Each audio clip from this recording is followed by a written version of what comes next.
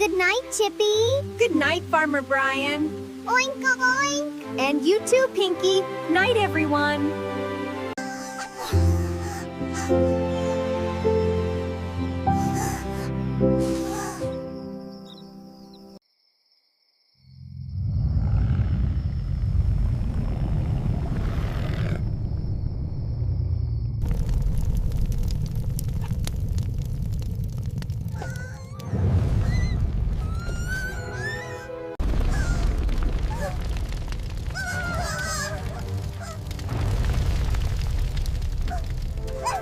We have to hurry. We can still save the barn.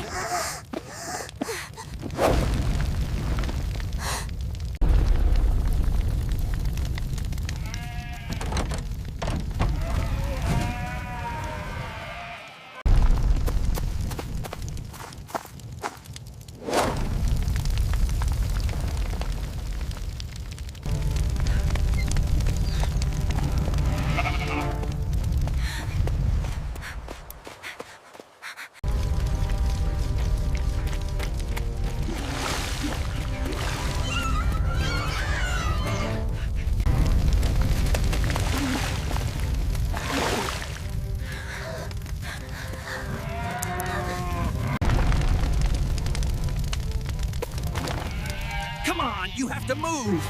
Get away from the fence!